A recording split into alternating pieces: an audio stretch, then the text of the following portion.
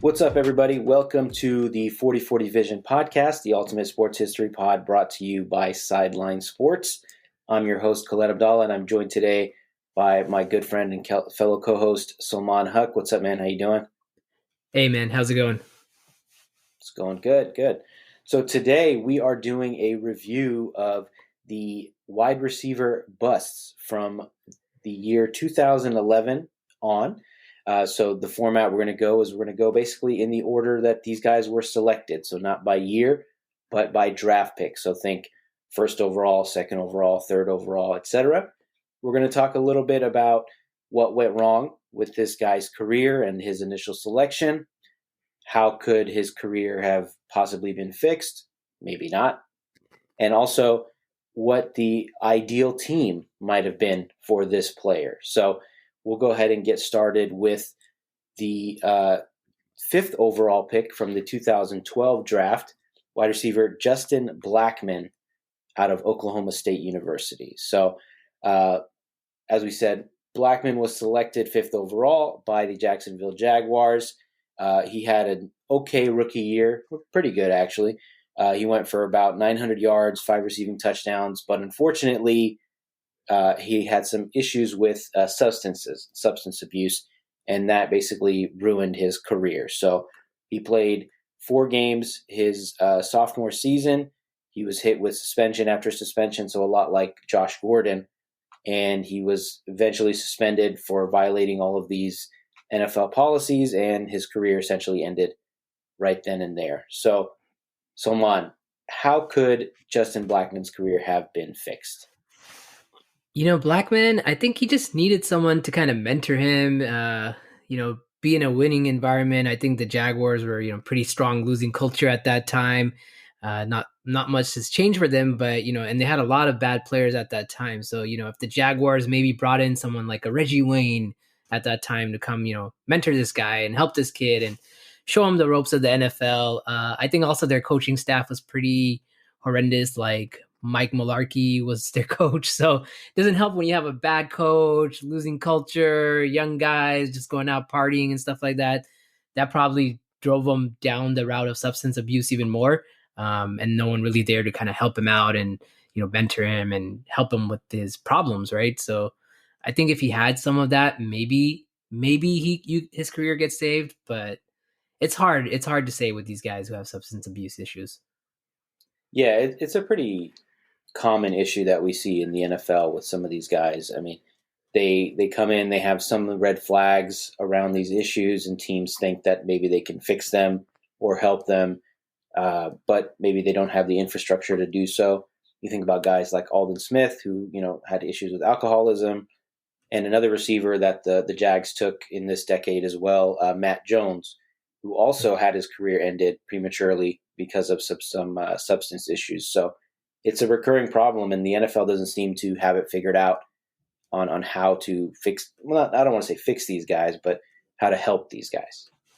Exactly. Yeah. And I mean, so maybe, if he goes to a team like the Seattle Seahawks, where they have guys like Richard Sherman, Marshawn Lynch, and Doug Baldwin, and, just a stronger culture and a stronger group of players around him, maybe he does better. Maybe he goes somewhere like Arizona and, has Larry Fitzgerald take him under the wing and kind of show him the ropes and things like that. Maybe that helps Justin Blackmon, and maybe we're not talking about him as a big time bust here.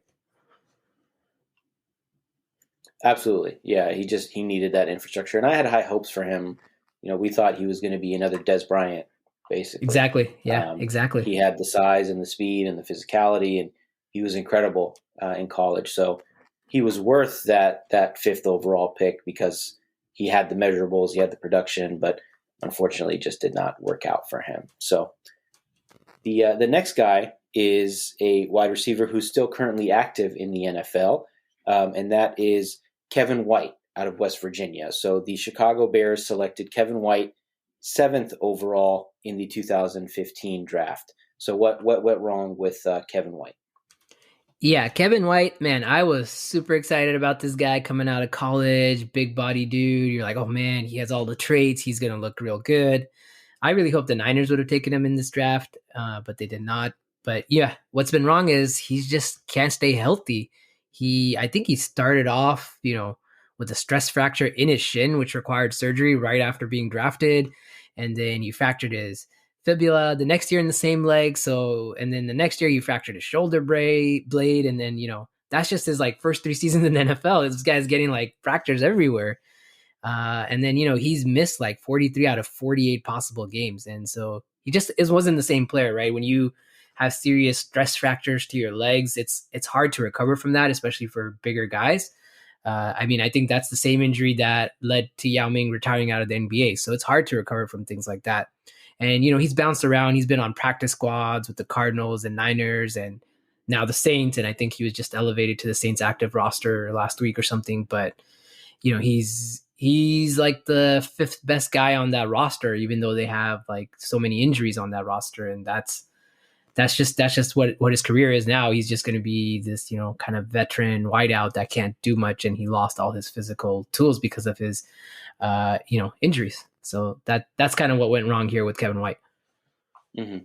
And in his first, you mentioned the first 3 or 4 years of his career, he played 4 games in 16, 1 game in 17, 9 games in 18, but, didn't do much with it, and was not active at all during 2019. And as you said, he's bounced around on different practice squads and just hasn't done anything for his career. So I don't think with a guy like this, I don't think there's anything that you could have done to change the trajectory of his career. Some guys just are either injury prone or they just have horrible luck with injuries. And with the type of injuries that this guy had, it wasn't like he had, some soft tissue stuff. He didn't have like a wonky hamstring or something like that.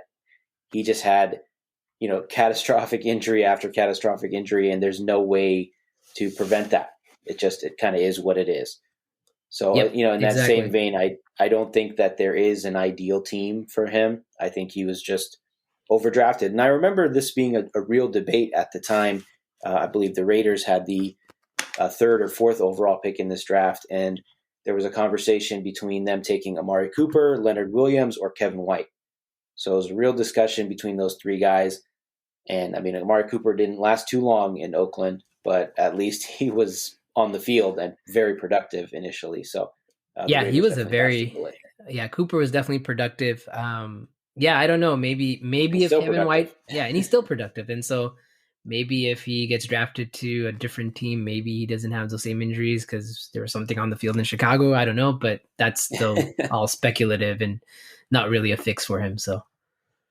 Yeah, I don't think there's anything you could do here.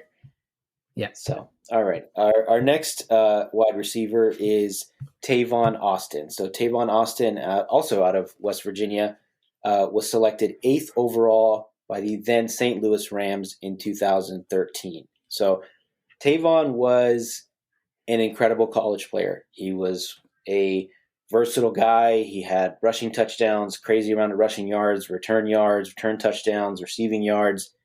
He was one of the best players in college football at that time, but he was just overdrafted. So he was, again, an incredible college player, but he didn't have that same speed advantage, obviously, in the NFL because everybody in the NFL is a world-class athlete. And he was, of course, on the smaller side, so he didn't have that going for him. And he was never a precise route runner, never had great hands. So despite the speed, he didn't really present himself as much of a deep ball threat. So I don't think there was anything wrong with him per se. He didn't have any mental health issues or drug abuse issues or anything like that. I think he was just overdrafted. So with that in mind, what would you have done to fix his career trajectory? Yeah, I agree with you. He was definitely overdrafted. I think just coming out, he's very small for a wide receiver. He's like 5'8", 170 pounds. Like, that's almost my size, dude. So, that's pretty small. And then he went into a system where Kellen Clemens is the quarterback and he's expected to be the wide receiver 1. And then he's returning punts. So he's taking a beating that way as well. And he's returning kicks. So I think Jeff Fisher kind of misused him in the sense that he's like, oh, this is our wide receiver 1. But Tavon Austin, if you think of him more of like a offensive weapon, like a Darren Sproles type, get him the ball in space, in which I think happened later in his career versus earlier in his career. I think that would have helped him to be a little bit more successful, where he's just like, he's not a receiver, he's not a running back, but just an offensive weapon where you can run some screenplays to him, etc., or things like that. I just think, yeah, he was just put in a bad situation, and being a small guy, it's hard to survive in the NFL. I would have said, ideally he goes somewhere like the Ravens, where he can complement someone like a Torrey Smith, and he's just another weapon. Like, and Joe Flacco loves to check down the ball, so Tavon Austin would have been perfect there. So something like that, right? Where he's not in this high pressure situation, coming in as like a 5'8", 170 guy, and he's like expected to be the wide receiver one here. So I think that would have helped him. It's not his fault. It's not his fault that he was overdrafted, and this was kind of a weak wide receiver draft, aside from DeAndre Hopkins and Keenan Allen. Everybody else is good to downright bad. So that was shocking that he got drafted over Keenan Allen in this draft. Yeah, and DeAndre Hopkins. I mean, it was the thing is also with the Rams. I mean, we've seen Jeff Fisher in particular is not an offensive coach. He's not a very innovative offensive coach. We saw what he did with Jared Goff compared to Sean McVay. So maybe if he does, like you said, end up somewhere like Baltimore, maybe Houston, San Diego, anywhere really with a more creative offensive staff, they could have gotten more out of him than what St. Louis did. But to his credit, he is still active in the NFL almost 10 years later. I think he's on either the Bills or Jaguars practice squad, but he's still around. He's keeping it. Yeah, moving. I think his punt return abilities still keep him around. So the next guy on our list is actually very similar to Tavon Austin, and that is John Ross out of the University of Washington. So John Ross was selected 9th overall in the 2017 draft by the Cincinnati Bengals. So what went wrong with John Ross? Yeah, I think, obviously, again, a team fell in love with his speed. I think he was like a 4.2 guy in the 40, so he's blazing fast, one of the fastest NFL players. And, the Bengals fell in love with that, but they didn't see the rest of the player, right? He's not a great route runner. I think he only knows how to run a go route. Like, to this day, he probably only runs go routes. His work ethic was questioned. His football IQ was questionable. And, he was also highly injury prone. He had multiple shoulder surgeries and knee injuries. And so it didn't bode well for him. And, it's really weird. Like, I remember his rookie season, like right off the bat, he ended up in Marvin Lewis's doghouse and he didn't get any playing time. And it was crazy. So like, he was listed as a 6th wide receiver on the depth chart his rookie year, even though he was taken 9th overall. So why did you draft the guy 9th overall? And then, he's also had issues with drops. I think he's had about an 18.4% drop rate in his career, which is pretty high for a wide receiver. And then, he's just small as well. And so he struggles to get man really coverages. And and so it's like all these things. And you end up, you don't show your work ethic, your football IQ is lacking. You end up in Marvin Lewis's doghouse and listed as the 6th wide receiver on the depth chart. And that's it. And you can't get out of it, right? It's like going in Kyle Shanahan's doghouse. You can't get out of it. And so that kind of unfortunately put him on a bad career trajectory. And I don't think Marvin Lewis knows how to develop guys like John Ross, right? So he definitely needed to be somewhere else. Yeah, I mean, you think about the wide receivers that were good in the Marvin Lewis era in Cincinnati. It's usually some more big body receivers. TJ Houshmandzadeh, Chad Johnson, AJ Green, they all kind of fit a similar profile. Over 6 foot, can jump over guys, maybe not run past too many guys, but elite route runners, et cetera, et cetera. And then John Ross is like the complete opposite of that. He's listed at 5'11", 195, so he's a bit bigger than Tavon Austin. But just about everything we said about Austin applies to him too, including the coaching staff. So Marvin Lewis is a defensive coordinator by nature, and he just, whoever he had as his OC at the time was not able to generate the same type of touches that Ross needed. Maybe, being more creative with him, getting him out in space, the way we see teams doing with, Tyreek Hill and stuff like that.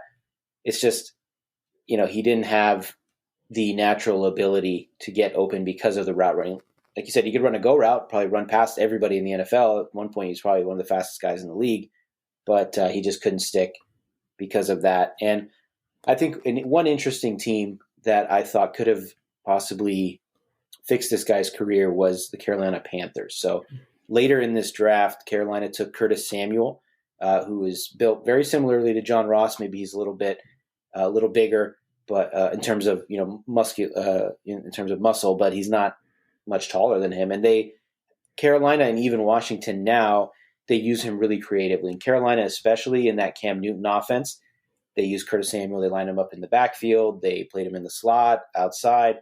So they really mixed it up, and they were able to generate touches for him, which, again, sometimes you have to do for guys that are not great route runners or great wide receivers in general. So I think he would have been a good complement to that offense with Cam Newton and all those guys. Yeah, I think that makes a lot of sense. I mean, definitely he wouldn't be in Ron Rivera's doghouse, so he wouldn't I think they would actually give the guy a chance and develop him versus Marvin Lewis. Like, oh, this guy's a moron. He's going to be 6th on the depth chart. I think that's exactly what happened to him, and he never got the developmental needs that he needed, or he never got plays called for him either. So I agree. And speaking of guys that were often in the doghouse, the next receiver we're talking about is Corey Coleman out of Baylor. So Corey Coleman was selected 15th overall by the Cleveland Browns in the 2016 draft. So in his first 2 seasons with Cleveland, he had 5 touchdowns and less than 720 receiving yards. So he was not used all that much. Maybe had some issues with quarterback, the quarterback that he was playing with, and the Browns were not very good during those years anyway. But after complaining about getting more practice reps, running with the ones, getting more playing time, the Browns traded him away for peanuts, basically, before the start of the 2018 season. I believe they traded him to the New York Giants. So could Corey Coleman's career have gone a different direction if he went somewhere else? Possibly. I think, when he came in to this draft, he had just gone sports hernia surgery. And so I don't know if the Browns were like, oh, yeah, that's no big deal. But they kind of rushed him back pretty quick because Josh Gordon ended up getting suspended. And they're like, oh, crap, now we need a wide receiver 1. And so I think that maybe hurt him in the sense that he came back too quickly and he was put into this position of being a wide receiver 1 there. Then he hurts his hand and eventually fractures it. That kind of takes him out of the equation as well. And then by all accounts, he had a shitty attitude. So that, multiple factors there. And then the Browns also were pretty terrible. So all these things kind of add up in the sense that, it's just not the right environment, right? We'll get this guy in another environment, get him some mentors, get him a better coaching staff that, really works with him. And I think you do, save him and maybe he goes somewhere like the New Orleans Saints where they allow him to recover properly and give him time, and they have guys like Drew Brees and Sean Payton, and you have someone like Brendan Cooks already on the roster, so there's not a lot of pressure on Corey Coleman to be that number 1, and he can kind of complement Brendan Cooks. So I think something like that would have maybe saved his career early on if he had been given those opportunities. But again, we saw him go to the Bills. It didn't really work out for him there, and then I don't know where he is now, but I mean, it's also it just depends on your attitude and your work ethic. And if he doesn't have that, maybe it's hard for him to fix that. And maybe that's something that's not fixable for him. Yeah, he's technically still active. He was he didn't play in 2021. And this year he was most recently on the Chiefs practice squad, but was released, I think, pretty early in the season. So, I mean, at least he's still active, which again is I guess that's something we can say about some of these guys. But I think the Saints is a great team to basically rehab his career, or at least not rehab it, but get it started on the right foot, because he's not going to Cleveland. He's playing with a great quarterback that would have made him look better. He's in a structure or a more structured environment, to a better organization that may have been able to better accommodate his attitude issues per se, and winning cures all. So if you're winning, you can usually feel better about your role and the direction that your career is going. So exactly. Right. The next guy This is a little more recent than the others. We're talking about Jalen Reagor. So Jalen Reagor out of TCU was picked 21st overall in the 2020 draft by the Philadelphia Eagles. So what went wrong with Jalen Reagor? Yeah, he was pretty injury prone. He had a shoulder sprain in training camp, then he had a ligament tear in his thumb, and that ended his rookie season. And then he also had issues with drops in his second year. And I think the Eagles just overdrafted him. He was coming off a pretty mediocre season at TCU at the time, but again, people fall in love with the speed. People fall in love with, oh, this guy is a big body, kind of bigger guy, and he runs as fast, and I can teach him how to play football in the NFL. But it seems like that was kind of the problem, right? And they also had zero patience with him. They traded him to the Vikings like after 2 years. So I think just he just got off on the wrong foot with some injuries, and I don't know, he just wasn't doing it for the Eagles, and the Eagles were like, damn, we're done with this guy in 2 years. Like, that's like no patience at all for a wide receiver. And some of these guys that we've just gone through on this list had longer, stints there on those teams. So the Eagles, traded for Devontae Smith, or drafted Devontae Smith, traded up for him, they got AJ Brown, and at that point they're like, we don't even need Reagor. He wasn't even good enough to be on the depth chart, and I think he's like wide receiver 4 on the Vikings right now. So I think it's just a matter of being overdrafted. He's returning punts, and he's not very good at it Yeah. for Minnesota. Yeah. So yeah, he's either wide receiver 4 or 5 there. So yeah, everything you said, basically. I mean, he was overdrafted, didn't have a great junior season with TCU, and the Eagles, who are one of the smartest organizations in the NFL, they kind of outsmarted themselves with this pick, which I think we see a lot with some of these teams, is they don't want to go for the obvious pick, which I think in this case would have been Justin Jefferson, who went the following pick to Minnesota. Yeah, that's the insane part. Maybe he didn't measure quite as good as Reagor. I think I read an article where they said that Reagor's 40 time was slower than Jefferson's time, but Reagor's game speed was faster than Jefferson, which is, I mean, I don't even know what to make of that. But basically, I think what makes the selection worse, of course, is the fact that Justin Jefferson went right after. Brandon Ayuk went after, a few picks after that. T. Higgins went early in the second round. So did Michael Pittman. So these are, 4 receivers right after him that are 10 times better than him. So, and I think the addition of picking J.J. Arcega-Whiteside the year before over guys like A.J. Brown, basically like the Eagles couldn't draft a wide receiver to save their lives until they picked Devontae Smith. So there was just like a run of bad picks. And I think because of that, they were eager to ship him off and just try to forget basically what happened. They took whatever they could get from him. I don't remember what the draft. It was like a 6th round pick or something. Yeah. Yeah, as peanuts. Basically, they just wanted to get his salary off the books because he's making decent money as a first round pick. So yeah, this was a crazy wide receiver draft. I went through and looked at it, and I think there is maybe like literally 20 guys that you would rather have had over Reagor that were drafted after him. So we had those 4 guys. You think about other guys: Chase Claypool, Van Jefferson, Denzel Mims, Devin Duvernay, Gabriel Davis, Tyler Johnson. My goodness. I mean, I can keep going. My goodness. Yeah. I'd have all of them over Jalen Reagor. KJ Osborne, Quez Watkins, who's on the Eagles, who was a 6th round pick for the Eagles that same year, is better than their 1st round pick. So that's just sometimes, how the cookie crumbles in the NFL. It's not his fault. But he was just basically overdrafted. One team, this is my team, unfortunately picked Lynn Bowden Jr. in the 3rd round, who didn't even make it through training camp before getting traded to Miami, and I don't even think he's in the league anymore. Maybe they picked Jalen Reagor. That was a weird training camp for the Raiders anyway. So yes, it was. And it was a weird pick in general, but maybe the Raiders would have been happier taking him, over maybe he would have been there and he would have had less expectations around him, and it would have been able to develop a little more without the crazy Eagles fans being mad that they didn't draft Justin Jefferson. So I think maybe Raiders have more patience with him for sure. Yeah, I mean, they drafted another guy in the third round, Brian Edwards, who's not on the team anymore, but they gave him a couple years before shipping him out. Yep. But that's a new regime and all that, so that's a different story. But yeah, it's unfortunate what happened to Jalen Rager for sure. But again, he's still active, so credit to him for that.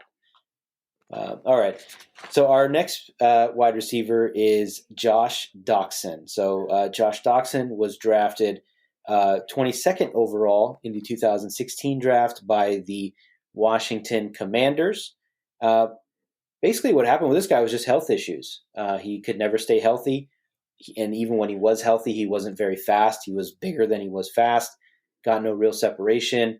He ran a 4.5 40 at the combine, and which is okay for a wide receiver, but he's not that big of a guy, so you would expect a little more speed there. And he had some good results and he measured well, but I think those injuries just sapped him of any athleticism that he had. How could Josh Doctson's career have gone a little bit differently? Yeah, I don't know if it could have. Being injury prone. I mean, he missed a preseason due to an Achilles injury. He had an okay second, like a decent, promising second year on Washington, but for whatever reason they waived him, and then I think it might have come down to his work ethic as well. Like he wasn't just really rehabbing pretty hard from his injuries. He was kind of taking it a little easier than he probably should have. And then, he bounced around. He was on the Vikings, Jets, Cardinals.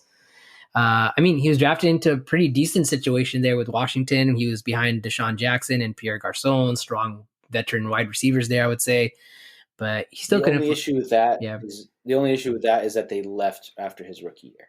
So okay. They left after his rookie year. He was kind of forced to be the number one guy. But I mean, it's hard, right? Like when you don't get a chance to play and you're hurt, and there's expectations on you. I think that's when things go south pretty quickly, and that's a pretty common theme here in with these wide receivers, right? They have high expectations, they get hurt, or they don't live up to those expectations, and they're cut after like 2 years. So that's happened to Dotson here too.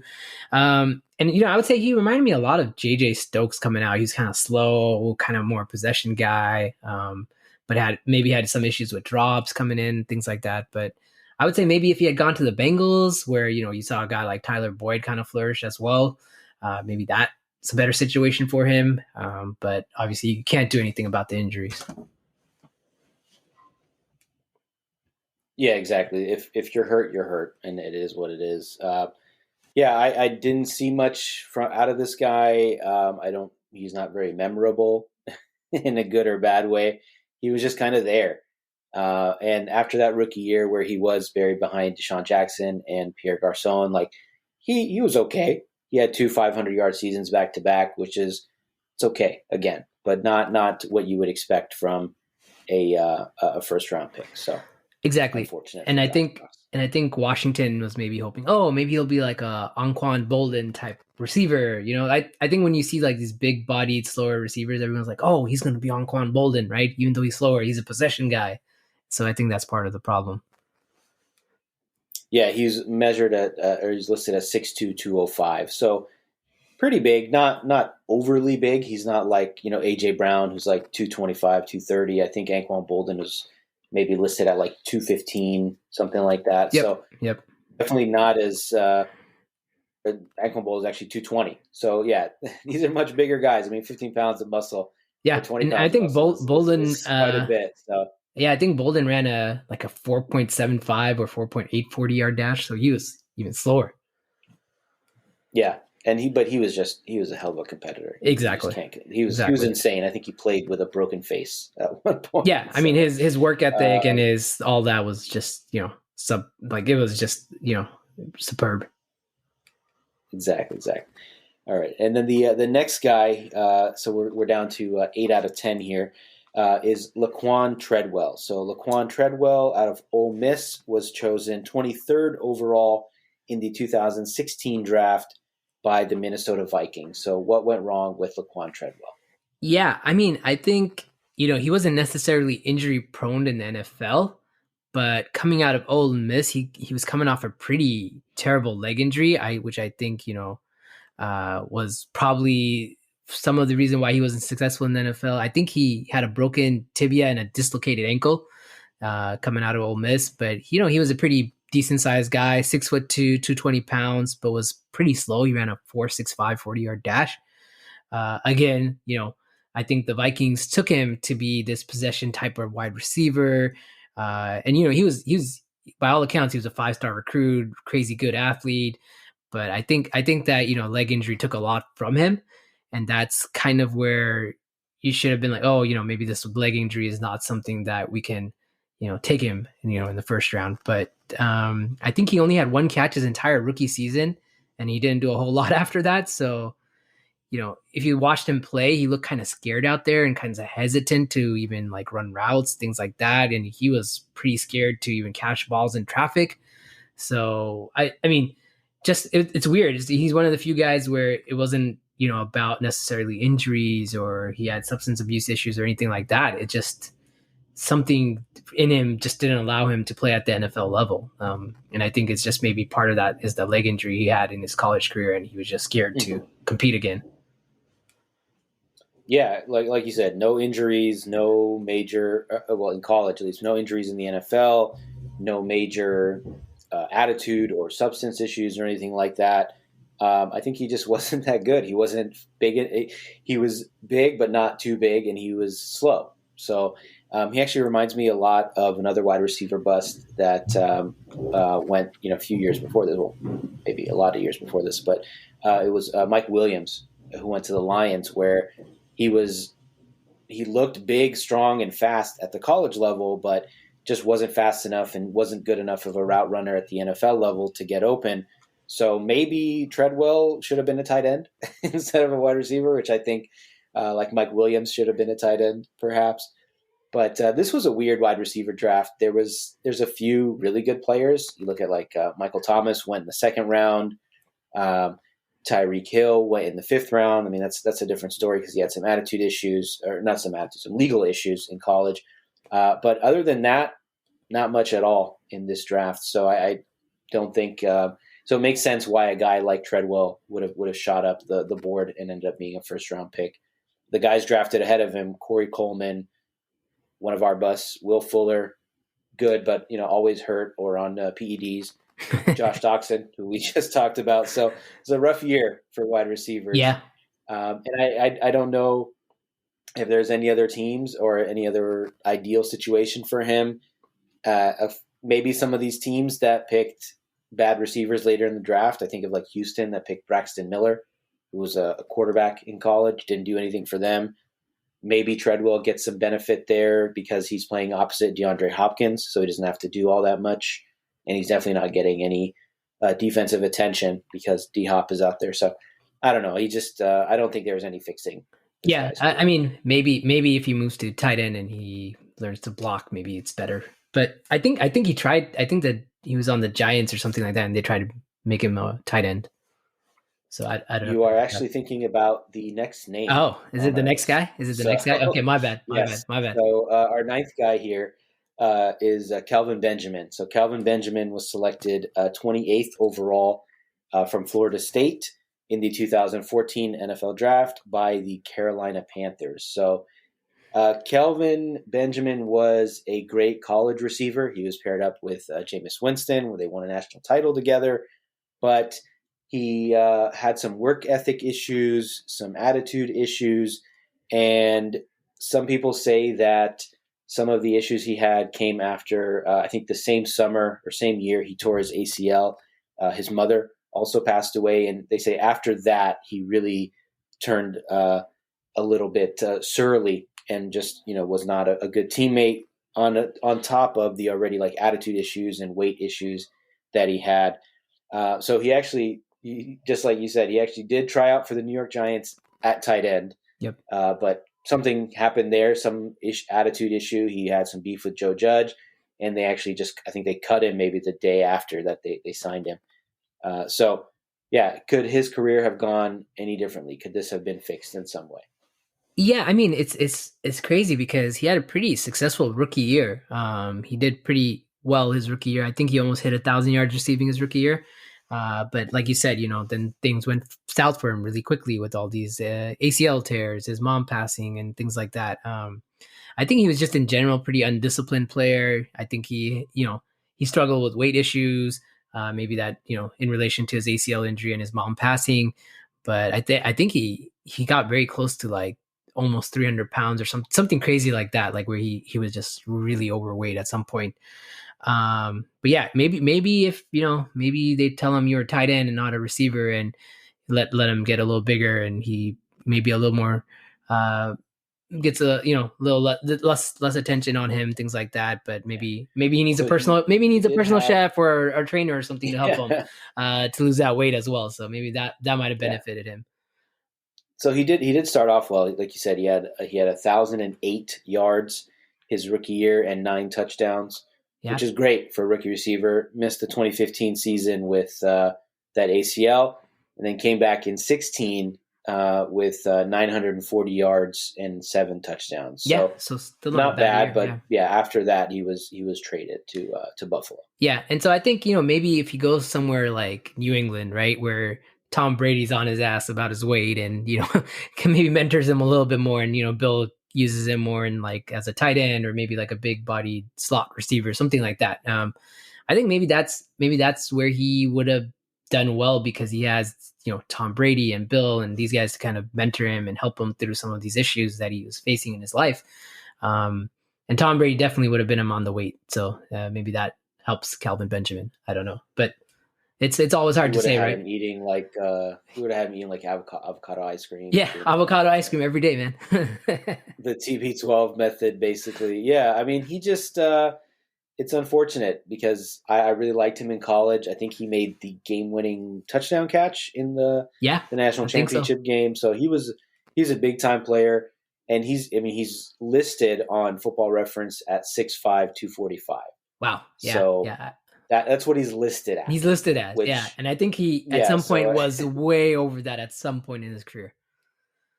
yeah, I mean the guy was like fat shamed on Twitter. Yeah, Like he was I like the remember wide that. receiver Eddie Lacy. Unfortunately, I'm sure that didn't help his his mental health and his attitude I'm and stuff sure. like I'm that. sure it So didn't.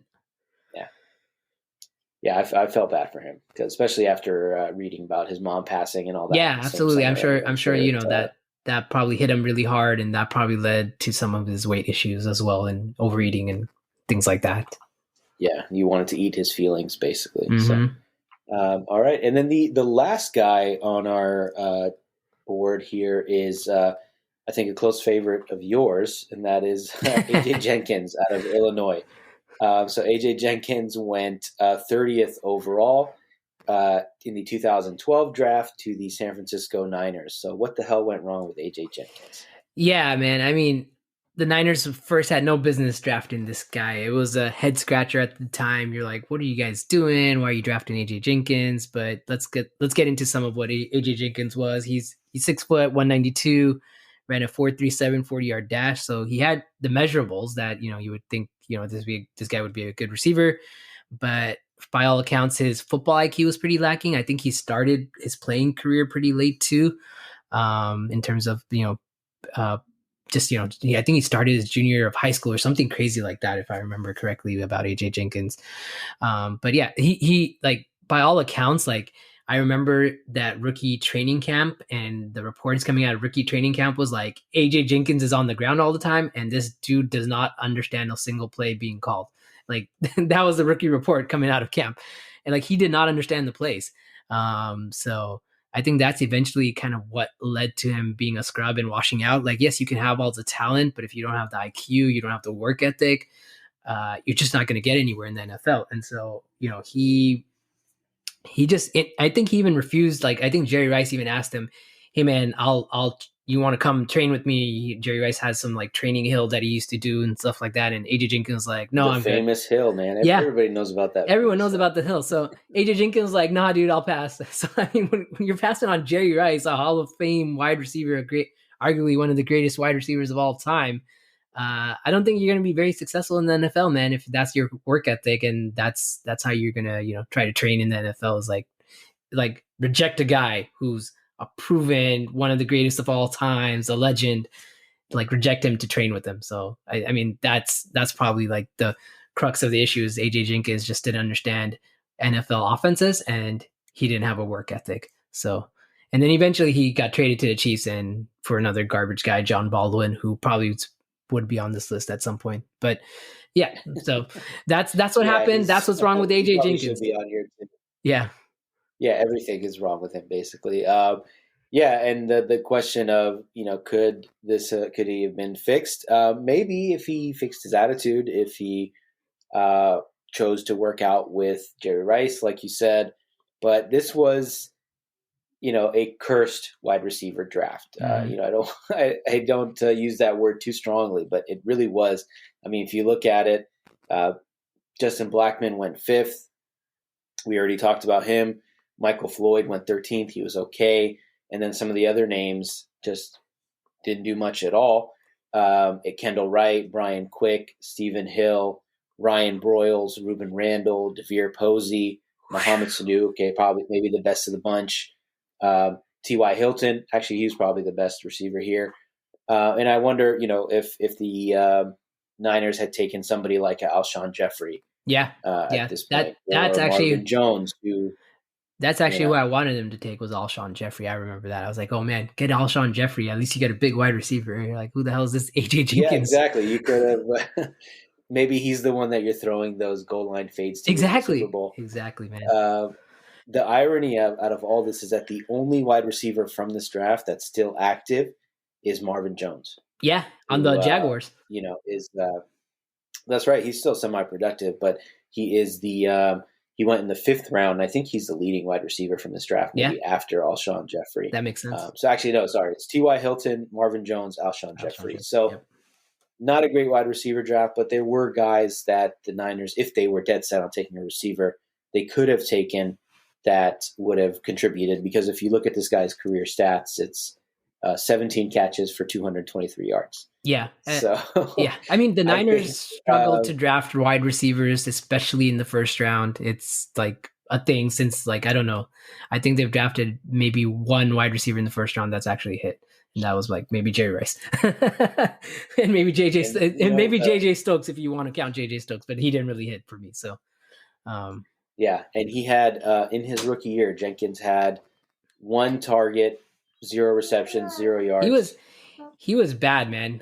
In his rookie camp, he was bad. And so I think Harbaugh saw that pretty quickly, and Harbaugh's like, crap, I can't play this guy. So he did not see the field much his rookie year.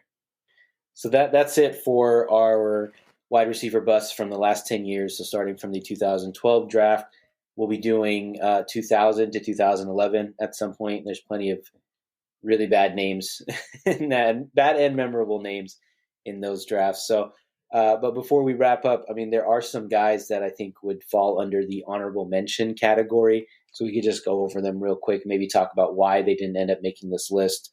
The first is N'Keal Harry. So for me, I wanted to put him here, but I think there's still some hope for him. I don't think he's quite as bad as Jalen Reagor because he's still out there catching some passes. But I don't have too much hope for him. So maybe if we did this a year from now, he's on that list. So what do you think? Yeah, I agree. He probably will end up on this list sooner or later. So I mean, we've only looked at the top 10, but he definitely could have made it here. The next name is actually, and N'Keal Harry went a 32nd overall, I think out of Arizona State in 2019. So the next guy is Philip Dorsett. He went 29th overall in 2015 to the Indianapolis Colts. I think we both agreed he's still active. He's still making some plays here and there. I think he's on the Texans now. So he's still active. He's still active. Again, it's a pretty low bar. Yeah. And he's putting up some numbers from time to time. So he's not as bad as the guys. He's not as bad as the guys we've talked about. Yeah. Another name here is a really interesting name is Brashad Perryman. He went 25th overall out of UCF in 2016 to the Ravens. I think he missed his rookie year with injury, but after that, he's had a really strange career. Yes. Right? Yes. He's been on a bunch of teams, but he's balled out a couple times. I mean, he was on that Tampa Bay team in 2019. I think the one that when Jameis Winston threw 30 interceptions, 30 touchdowns, 30 interceptions, something like that. So But he's got like all the measurables, right? He's a big body receiver. He's strong, fast. I think he's also still active on Tampa Bay. So yeah, really interesting career. And I think just because of that, like I don't think I would put him on this list. Agreed with that. And then the last one, I think you and I debated this a little bit, and that is Sammy Watkins out of Clemson. He went fourth overall to the Buffalo Bills. Why? What was your argument for keeping him off this list? Yeah, I would say, he's still active. He put up some numbers in Buffalo initially. He wasn't too bad, but obviously he had some injuries. But I think, he had some injuries, and I would say he's just okay, but I don't know if he makes this list as a top 10 bust, because he still put up numbers and he's still active. He's still playing on the Packers. He's still getting big money contracts. So he had decent years on the Rams as well. Chiefs not so much, but Packers he's not doing great. He won a Super Bowl. Yeah, he won a Super Bowl. That's correct. So he's still right, productive. Was he the one that caught that 3rd and 15 catch? Yes, I think that was Sammy Watkins. Yes, that was Sammy Watkins. Yeah, I'm gonna have to. I'll fact check that. But yeah, I mean, I wanted to include him here because of just the production compared to the place where he was drafted. I mean, you go 4th overall, you're not expecting you're expecting greatness. Exactly. And like you said, initially he started off well. Basically 2,000-yard seasons to start his career, but then injuries started to pile up and he just started bouncing around.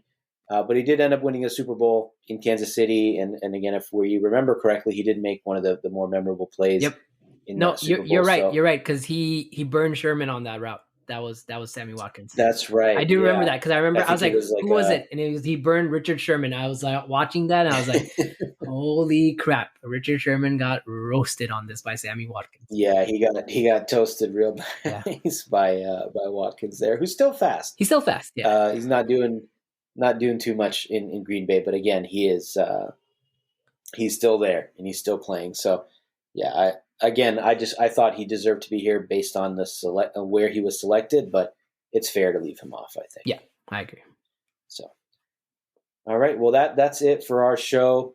Thank you all for listening. Please make sure to follow, like, and subscribe to our podcast on all the major podcasting platforms: Apple, Spotify, Stitcher, et cetera, et cetera. Make sure to follow us on all social media platforms. We're on Facebook at the 4040 Vision Podcast, and we are on Instagram and Twitter at 4040 Vision Pod. So please make sure to follow us and like and subscribe and do all that good stuff on there. Thanks. Appreciate your time, Salman. Thanks for coming on, man. Thanks, everybody.